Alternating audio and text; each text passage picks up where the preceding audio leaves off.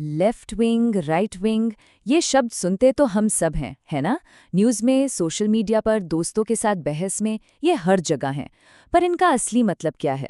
क्या ये इतने सीधे साधे हैं जितना हमें लगता है? चलिए आज इस राजनीतिक पहेली को मिलकर सुलझाते हैं। जरा सोचिए, क्या हो अगर असल सवाल ये हो ही नहीं कि कोई लेफ्ट है या राइट। क्या हो अगर हम दुनिया को देखने का एक अधूरा चश्मा पहने हुए हैं, हर चीज को बस दो डिब्बों में फिट करने की कोशिश कर रहे हैं। इस पूरी कहानी को समझने के लिए ना हमें थोड़ा टाइम ट्रैवल करना पड़ेगा। हमारी कहानी शुरू होती है एक बिल्कुल इत्तेफाक से 1789 के क्रांतिकारी फ्रांस में।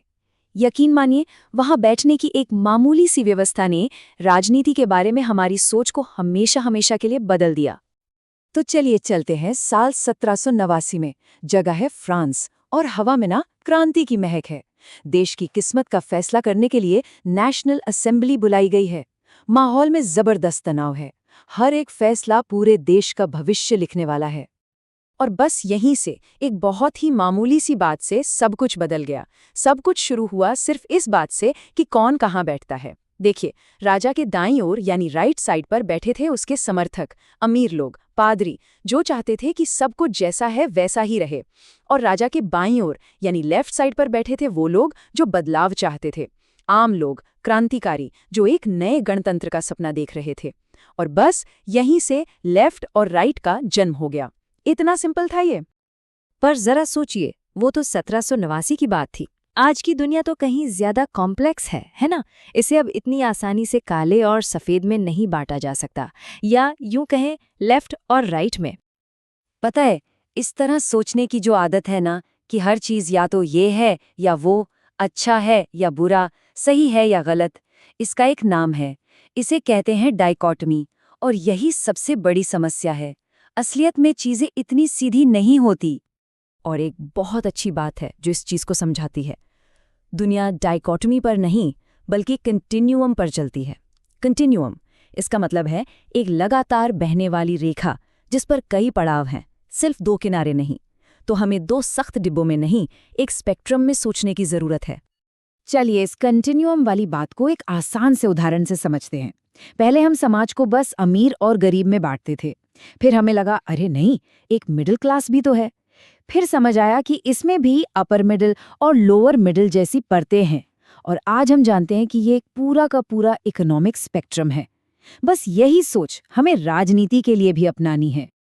ठीक है, अब इसी आइडिया को, इसी कंटिन्यूम को राजनीति पर लगाकर देखते हैं।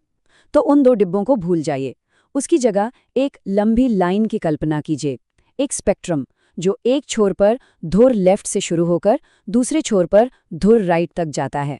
ज्यादातर राजनीतिक विचारधाराएं इसी लाइन पर कहीं बीच में होती हैं। लेकिन रुकिए, कहानी अभी खत्म नहीं हुई है। ये तो सिर्फ आधा सच है। तस्वीर को वाकई में और साफ करने के लिए हमें एक और डायमेंशन, एक और एक्सिस जोड़ना पड़ेगा, और वो है सरकारी सत्ता बनाम व्यक्तिगत आज़ादी। तो अब हमारे पास दो लकीरें हैं, एक ग्राफ की तरह। हमारी जो लेटी हुई लाइन है, हॉरिजॉन्टल एक्सिस, वो है हमारा पुराना लेफ्ट राइट वाला इकोनॉमिक स्केल।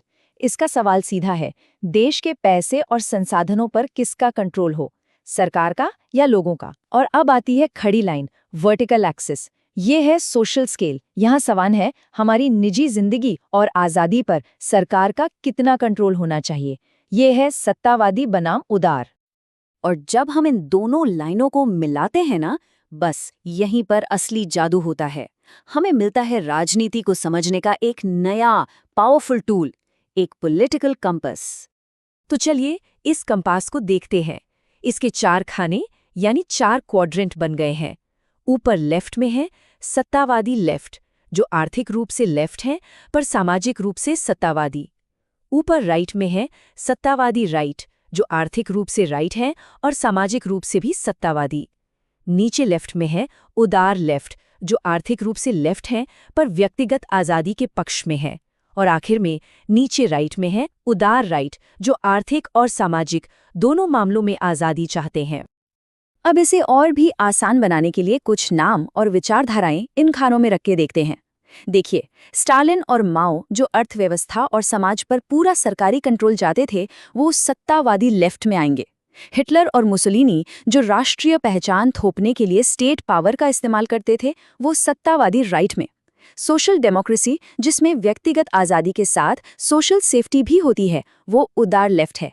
और लिबर्टेरियनवाद, जो हर तरह की ज़्यादा से ज़्यादा आज़ादी चाहता है, वो उदार राइट में आता है।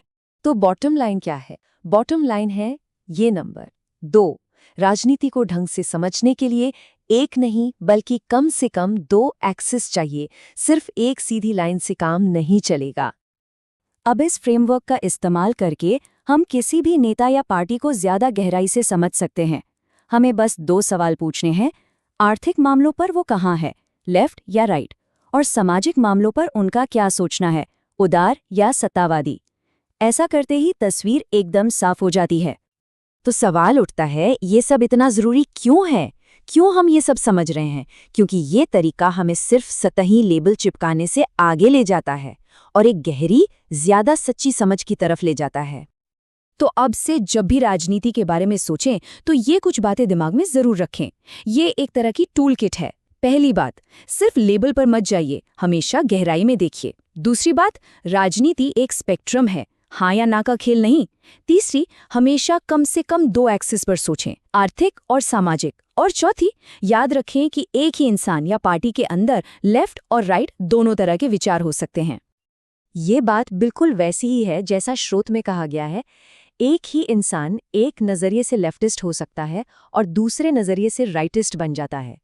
ये लाइन बहुत खूबसूरती से बताती है कि असल में विचारधाराएं कितनी जटिल हो सकती हैं। तो अब जब सोचने का ये नया तरीका हमारे पास है, तो सवाल ये है कि इससे राजनीतिक दुनिया को देखने का नज़रिया कैसे बदलता है? जब हम इन सतही लेबलों से आगे देखते हैं तो हमें असल में क्या दिखाई देता है?